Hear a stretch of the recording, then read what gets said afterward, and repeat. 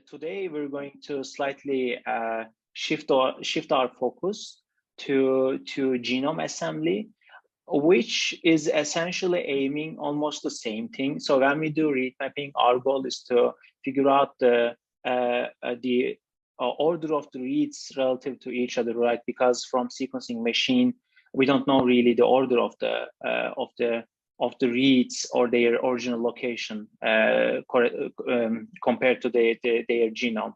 And our goal is to find that. And in genome assembly, the goal is essentially similar, but there we don't really have a previously constructed reference genome. Rather, we want to construct the reference genome or the genome itself by ourselves. So today, we're going to talk about the steps, the basic steps or the main steps that people take in order to construct the assembly, or let's say a reference genome directly from reads. So for the agenda for today is, of course, to cover the steps in genome assembly. So we're going to start talking about the basics, and then I'll be talking about a common approach that is taken for genome assembly, which is called overlap layout consensus. So before we start, remember the caveats that we previously discussed. So we know that there are certain limitations of the sequencing technologies, right? For example, some sequencing technologies like Illumina produce very short reads, right? And some sequencing technologies that are known as the third generation sequencing technologies produce long reads. And our challenge is actually to solve a puzzle, right? Either by looking at an already solved puzzle, which would be the reference genome, or you don't have like any solved puzzle, but you just try to figure out by yourself, which would be the genome assembly. And usually the question is, which sequencing technology is the best? Like, which one should we use? And there are certain trade-offs between these two types of sequencing technologies. The first trade-off is essentially, as I also just identified, second generation sequencing technologies, or Illumina specifically, produce very short reads, which are usually around 100 to 300 base pairs. So the read that these technologies produce are only around 100 or to 300 long. And which is actually bad, right? Because it makes your job harder to solve that puzzle. If your goal is to solve a puzzle, you would essentially pick larger pieces because your job would be much easier, right? There wouldn't be any ambiguity. You would quickly know where to place a certain piece, etc. So for that, third generation sequencing technologies are more advantageous because they usually produce very long reads, on average 10,000 to 20,000 long reads, but they can produce up to 2 million bases, which are known as ultra long reads produced by Oxford Nanopore sequencing technologies. So in that sense, third generation sequencing technologies are more advantageous. But usually a trend is second generation sequencing technologies produce reads with very low error rates, which are around like 0.1%. And third generation sequencing technologies are known as they produce reads with high error rate, which are around 10 to 15%. There are recent approaches that is, for example, known as the CCS reads, which basically try to find the consensus between the circular reads, and then it will essentially produce you the more accurate long reads. So nowadays we start seeing also very long and accurate reads as we go into the future. So you should also recall the dream, and our dream is looking forward. We'll be able to read the entire genome sequence, right? Because none of these sequencing technologies can read the entire chromosome or entire genome in one piece, and such that they will produce the entire chromosome again in one piece and fully accurate. But rather we have the fragments, we have the pieces that we call reads. And our goal is to basically find the relative order of these reads to each other so that we can construct the genome itself. So there are some basics in genome assembly. And as I identified, there is no sequencing technology that can read the entire chromosome from start to end. Rather, we produce reads, which are the short fragments of a chromosome or of a genome. So we reconstruct the actual genome from its pieces, from its reads, because of we want to achieve certain goals related to biology and medicine, etc. For example, we want to compare two genomes to reveal some variations between them, such as structural variations and mutations, because we want to pinpoint diseases and certain phenotypes. So, for example, when you compare a genome with a certain disease with a healthy genome, let's say, you could perhaps identify the parts in the genome that's causing the disease for that certain individual. And identifying those regions are very important so that we can focus on these regions to develop drugs, to perform gene editing as well, like as it's happening in recent years, etc. So it's really important to identify such regions. And we also want to map known genomes. We know, for example, in human genome, there are certain genes causing certain effects. And then we want to identify whether you have these certain genes so that we can, for example, tell you have this certain probability to develop a certain type of cancer, let's say. So that helps us to, let's say, prefetch the diseases that you may have in the future so that we can take action early so that we can improve the lifespan and the quality of human life and actually in any life. And if we can actually generate an assembly that's very accurate, that's really contiguous, that's very complete, we can even use it as a reference genome so that we can start mapping the other reads from the same sample, from the same species to that reference genome, because we would know that the genome assembly that we just constructed is very high quality, such that we can use it as a reference genome.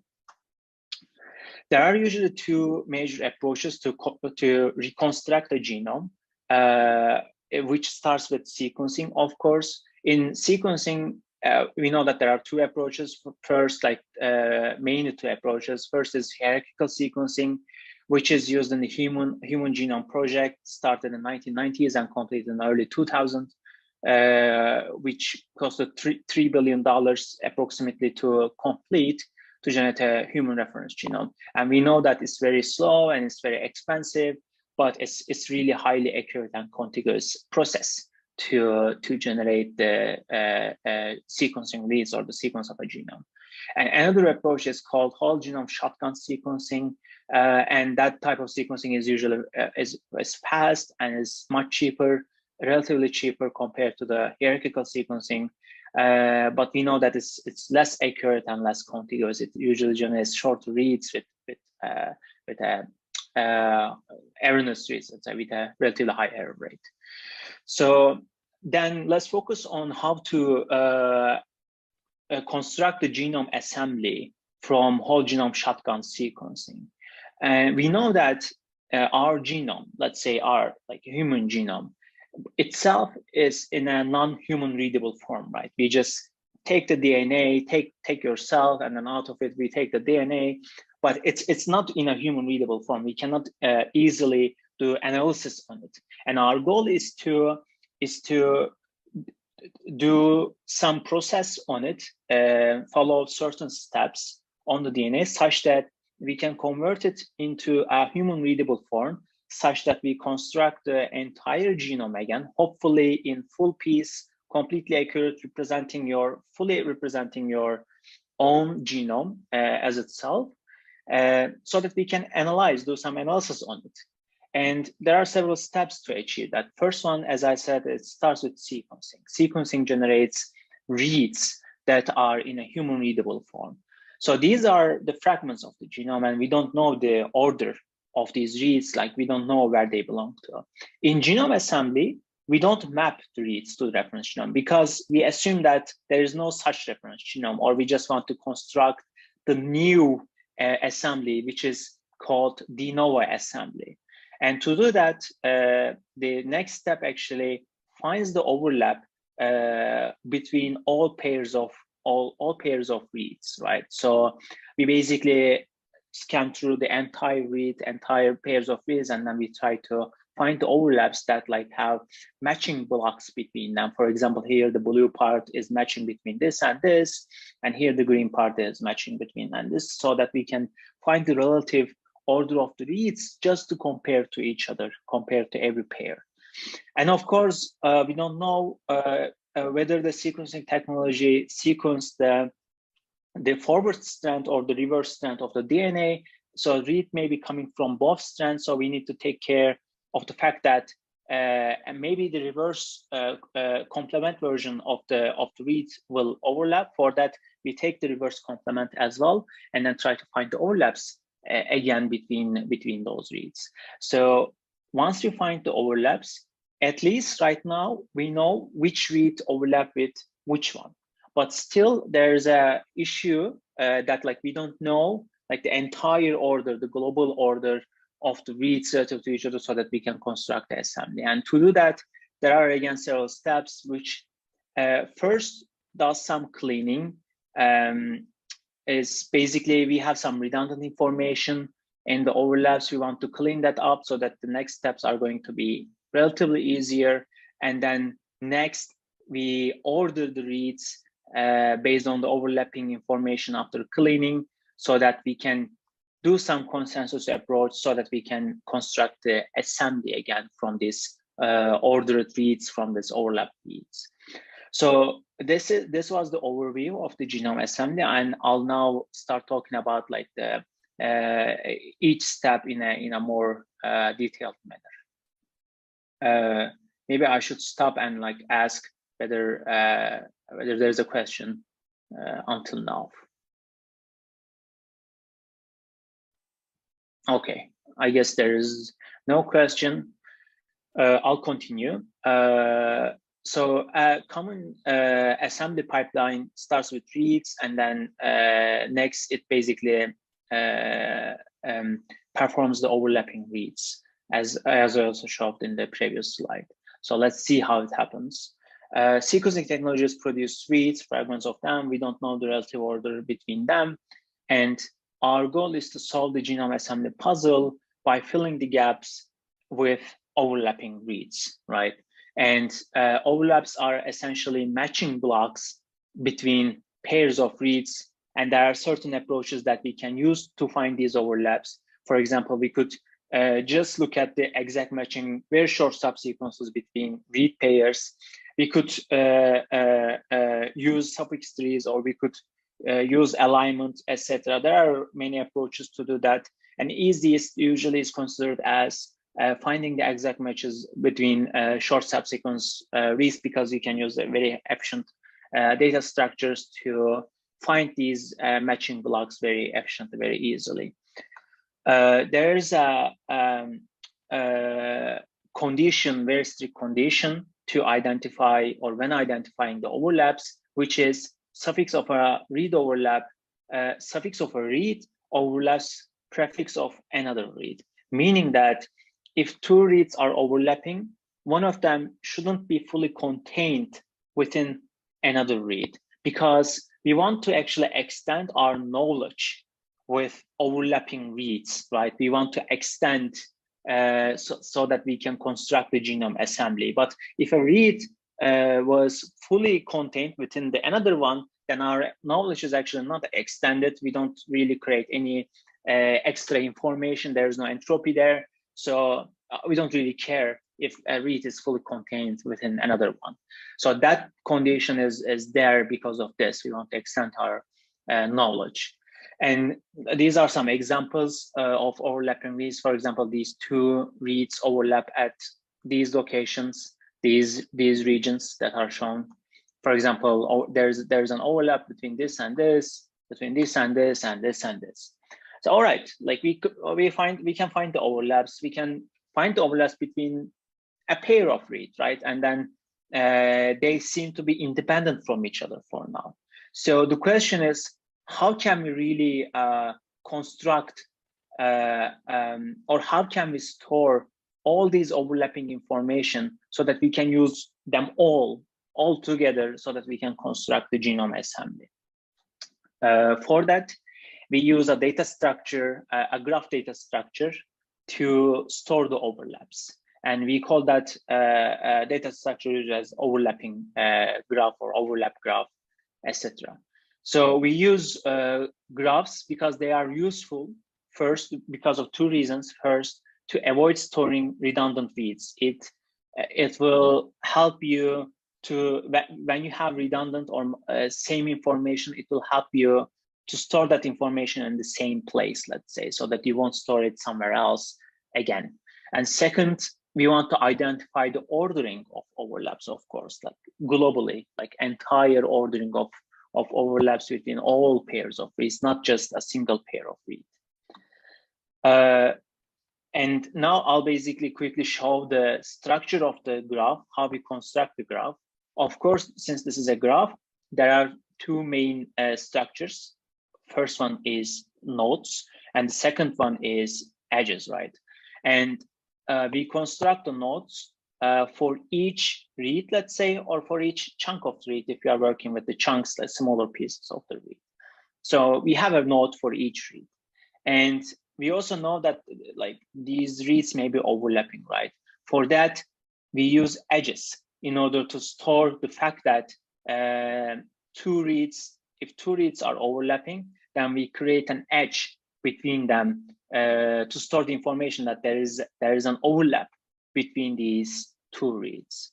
There is one more information that we store, which is the label on the edges, which actually usually stores either the number of matching bases. For example, here it says, I guess there are 14 bases that match between these two, and here 10 bases. Or you could also essentially store the difference between them. It's essentially the same. So whatever the process that you want to do next, you can store whatever the information that you want here.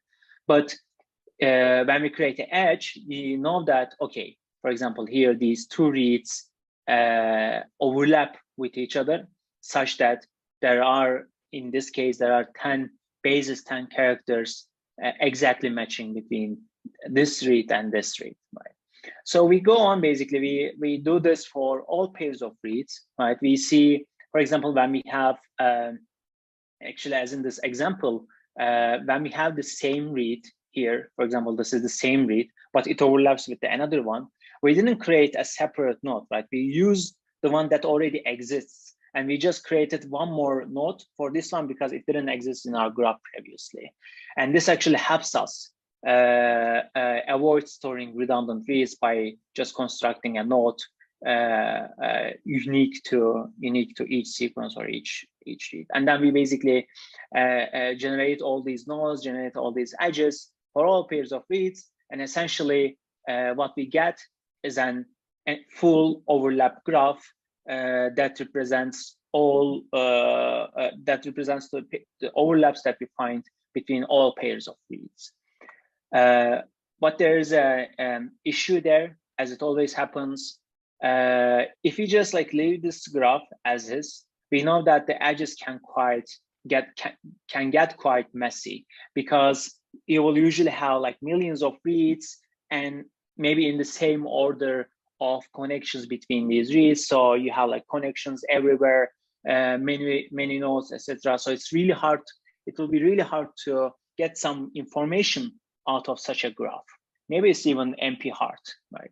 So our goal is going to be to reduce that complexity, to do some cleaning up.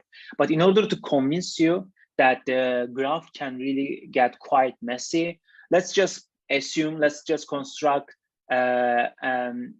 the following string that we know, like assume that this is our entire genome, which is to everything, turn, there's a season. So assume that this is the genome, and assume that the pieces that the sequencing technology produce are the every substring of this genome of length 7, which we refer to as 7 mers, if you want to talk about the K-mers jargon, let's say. So assume that we have this every substring of this entire string, and then we want to construct this thing from the substrings. And if you wanted to create the graph, as I explained in the previous slide, just only like a part of the graph, not the full picture of it, only a part of the graph would look like this. So if you look at this, it's clear that there should be some cycles over there, there should be some ambiguities. So it's not really clear where should we start, where should we go, so that we can fully construct this sentence from this graph. It's not really easy. So our goal is to find an assembly by ordering overlaps correctly. That's very important. We want to start from the correct region. We want to find the ordering of overlaps also correctly. Another thing, we want to make it as simple as possible. So how to find a simple ordering of overlaps relative to each other from the overlap graph, from this graph, essentially. So here comes the layout step to achieve this goal. So I'll now quickly talk about the layout step. Layout step can be considered as the graph cleaning step as well. We want to make the graph as simple as possible. We do this because overlap graphs may contain redundant information, and we want to get rid of them. So what are these redundant informations, right? What are these types of the redundant information? First one is referred as transitive or redundant edges. So these edges are usually, there are two different paths, but you could essentially take one of these paths and ignore the other one completely, and you wouldn't lose any connectivity information. So this is like more formal way of defining it. So you can assume that you have a node V, and then you want to go from node B to W, right? And then we say that the V to W is transitive if basically we know that there exists some path from V to U and U to W, such that we can remove this V to W information without losing the ability to visit again, like starting from V to visit W. So the goal is, the takeaway here is that we can remove some edges, but we can still start from V, and start from V, we can still reach W. Here, we don't care about the distance, we don't care about the number of matching bases here, but we just only care about the connectivity information. Do we lose connectivity? And if the answer is no, then we say that one of these paths are transitive. So another term is bubbles, which is slightly similar to transitive edges, but there are slight differences. So bubbles are directed acyclic graph, where like the sink and source nodes, assume that these are V and W, such that there exists at least two completely isolated paths from V to W. And if there are such two isolated paths, the assumption is that we can collapse one of these bubbles so that we can simplify the overlap graph. So here, there is a chance that you may lose the connectivity information, but still, if you are doing this step, after you do transitive edges, then you should be safe to do the bubble collapsing or bubble removing step as well, because we did the transitive edges earlier. And there is one more step in layout cleaning, graph cleaning, which is are removing the tips. So in graph, we know that some branches in the graph may terminate very early without giving us any information, without taking us to the end of the genome assembly. So we refer to these such connections or such structures as tips, and they can just be removed because they don't lead us to the end of the genome assembly. So let's go over like what the transitive reduction looks like. As we said, the overlap graphs may contain redundant edges, and our goal is to remove them. And the transitive edges can be removed without losing the connective information of the graph. So here in this example, assume we know that the green edges are transitive edges because blue edges here actually in this example provide the connectivity information that the green edges provide, right? Why? For example, here, green edge tells me that I can start from this node and then go to this node. All right, I should keep that connectivity information. But are there like any paths that provide me the same connectivity? And the answer is yes. In this example, like the blue edges also provide the same connectivity. Why? Because I can start from this node, visit this node, and then visit this node. But essentially, I started from here and then ended here. So I'm still keeping the same connectivity information. In this case, the green edge here is the transitive edge. So why not the blue one is not the transitive edge, but the green one? Because if we, so the step that we're going to take is basically is to remove this one, because we will know that the connectivity information will not be lost. But if we removed these blue edges rather than the green one, then we would essentially lose the connectivity from here to here, right? There may such cases happen in the graph, such that if you remove the other one, then you're losing some connectivity information in the graph. So that's why we were saying that the green one is the transitive edge, and the other one is not, because it may be possible that we lose some connectivity. So here in this case, this transitive edge skips one node, and here in this case, there's another one here, it skips two nodes. So although we visit more nodes, it's okay. Our goal is just to simplify the graph right now. So all right, then let's provide more example. As we said, overlap graphs may contain redundant edges. And for example, let's just remove transitive edges that skip either one or two nodes, as in this example, right? This skips one node and this skips two nodes. So if you remember the messy overlap graph that I showed you earlier, if we applied the transitive reduction on this graph, a simplified graph would look like this. So there's a quite difference between this and this, right? A simple transitive reduction can help us to simplify the graph greatly, right? So it is now much easier to identify the ordering of overlaps from this graph. I guess you would all agree. But still, there are some tasks to do if you want to simplify the graph even further. And the next one is actually the bubble collapsing or popping. So bubbles are, we have different multiple paths with the same source and sink, and such bubbles may remain undetected after transitive edge removal. So there may still such paths where we start from a source and end up in the sink state, and there are actually multiple paths doing the same thing. And then we call that bubble because, as this image also shows, there seems to be a bubble over here. And our goal is to pop this bubble, right? So idea is that one of the paths can be collapsed, and usually the shorter one is collapsed, because we know that shorter paths may be due to the repeats. After transitive reduction, there's this analysis on it, and then we tend to collapse the shorter one such that we remove the bubbles as well in the graph. We can collapse bubbles to reduce the complexity of the overlap graph, of course, improve the contiguity of the assembly from the graph. So bubble collapsing helps a lot as well.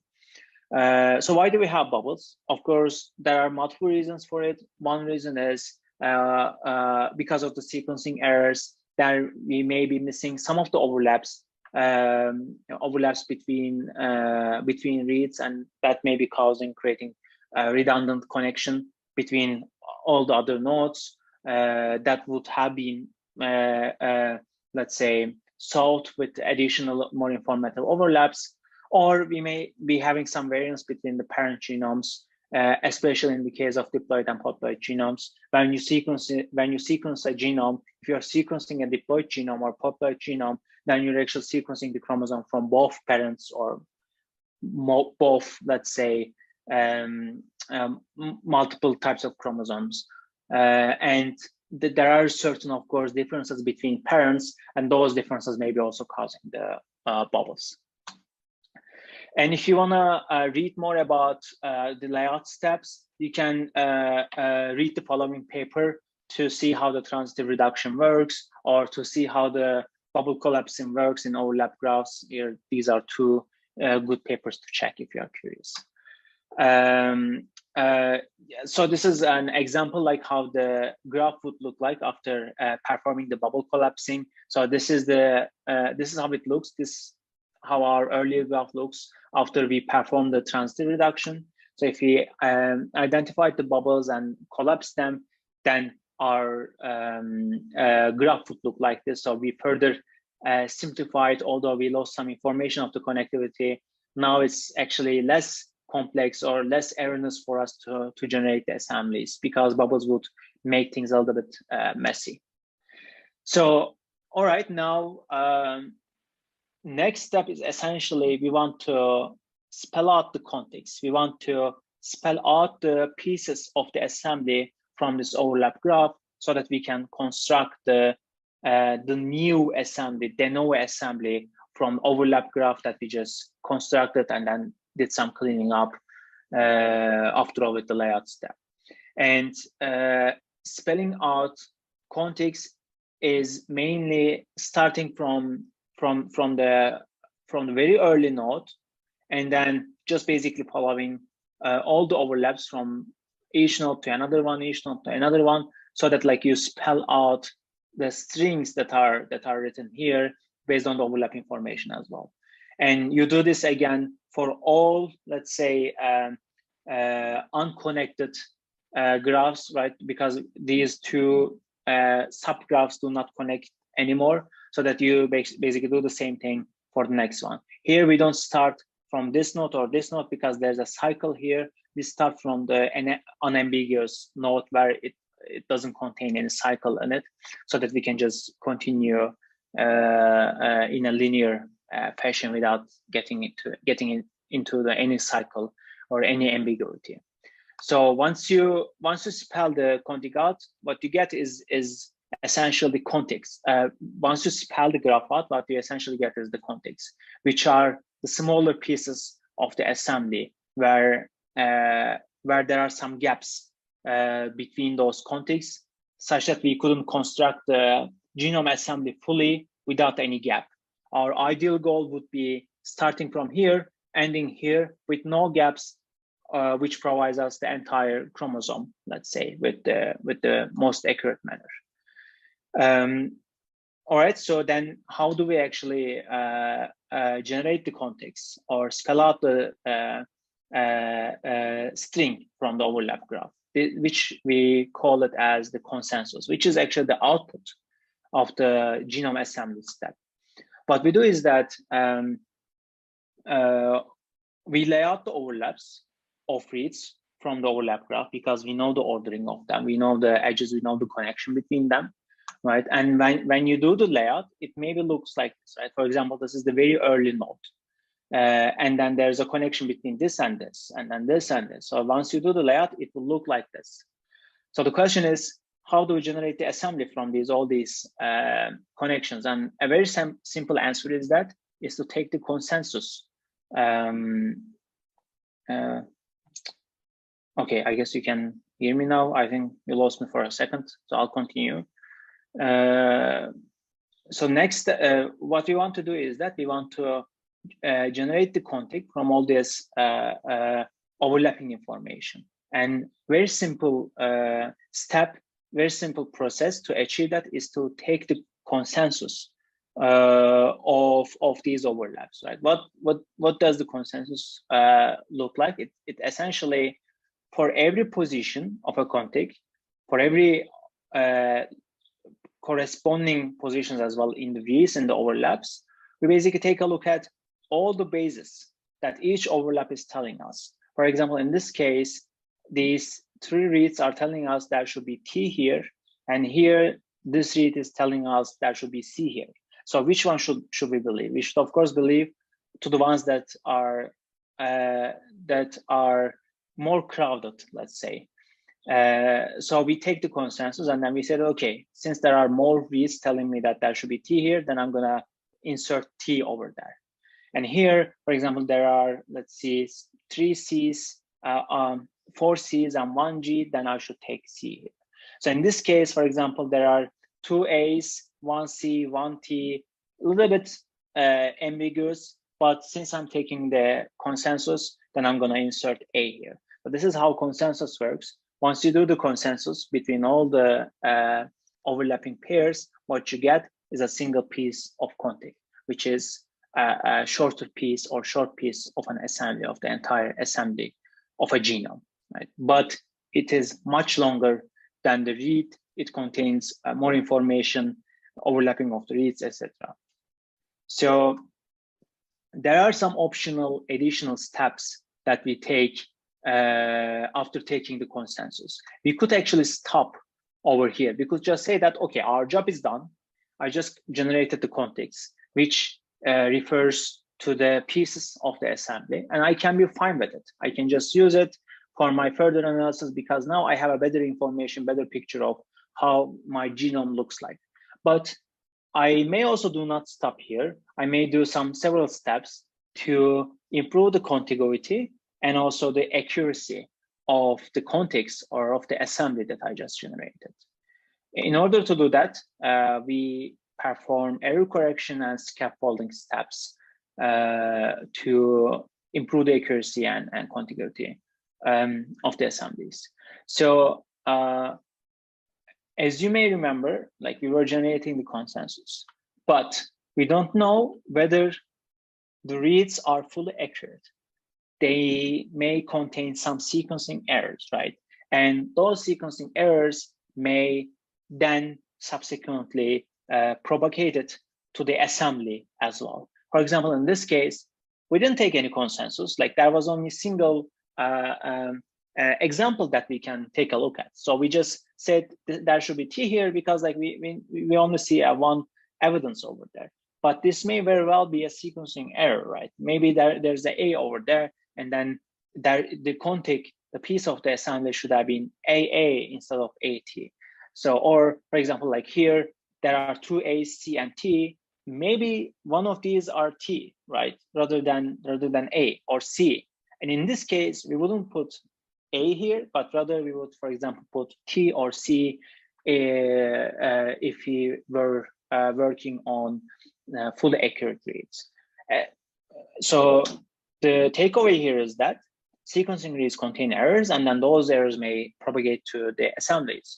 And then we want to generate an assembly as accurate as possible so that our analysis on this genome assembly is going to be also accurate, right? Because it's very sensitive analysis that we're doing over there. And the step to correct the errors in genome assemblies are usually referred as assembly polishing. What we do is that, as actually we said, sequencing errors on reads may propagate the contigs, leading to inaccurate analysis. And what we do in assembly polishing is we align the reads that we used to construct the assembly, that we used to find the overlaps between them. Once we construct the assembly, we can use it as a reference genome. Right now, we have something that we can take a look at as well. And what we do is that we align the reads back to contigs again to generate a stronger consensus, even stronger consensus now, because like we're doing some alignment operations, etc. And what we're generating is more informative than generating the overlaps, because now we're looking at some picture that we just created, as if like we're aligning to a reference genome. And assume that these are some sequencing errors, like the white bars over there, and then we align the reads again to the erroneous contig, a piece in the genome assembly. And the goal of error correction is to take a look at all these alignment information and then figure out how to figure out the errors and then how to solve these errors. And assembly polishing errors apply certain approaches. There are machine learning based approaches, there are consensus based approaches, etc. But essentially the goal is to, of course, to solve these problems. And there's a recent tool that we published in our group that we call Apollo. So you can take a look at how a machine learning based error correction approach works for solving the errors in assemblies.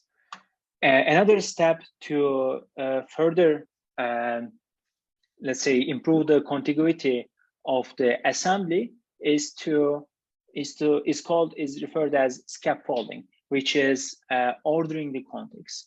Once we generate the contigs, these are usually not ordered. These are basically the larger pieces, longer than the reads, but still probably shorter than the chromosome or the genome itself. And we don't know the order between them still. And what we want is we want a gapless chromosome, and we know that a gapless chromosome may potentially be represented by several gapped contigs, right? Because we don't know the order between them. The question is, what is the relative order of contigs to represent the genome or the chromosome correctly? This is what scaffolding is answering, or is achieving the solve. Here you can see that these are unordered contigs, and then we want to identify the order between them. And what we do is that we overlap the parts of reads to contigs, right, to find the pairwise ordering of contigs. So in this case, here we have these two contigs, right? We don't know the order between them yet. They are unordered, but we also have this read that we pick. And then what we do is that we perform an overlap of this read to this assembly, to this contig, and also to this contig. And then once we do the overlap, maybe we're going to get an information like this, right? Some part of it overlaps here, and some part of it overlaps here. So now it's clear for us there should be a link between them. Okay, maybe I cannot still fill the gap, but at least now I can order the contigs so that I can maybe insert some dummy string over here so that I can generate even longer, maybe ideally chromosome size contigs or assemblies. Similarly, maybe a read overlaps like this, etc. And so what helps scaffolding? It's usually we want to use ultra long reads so that we can identify such overlaps. We can use paired and reads. Paired and reads usually comes from, they are essentially paired where there's a gap between them, and maybe one pair may be overlapping here and one pair overlapping here. But since we already know that like these two pairs are close to each other, we can say that maybe these contigs are also close to each other.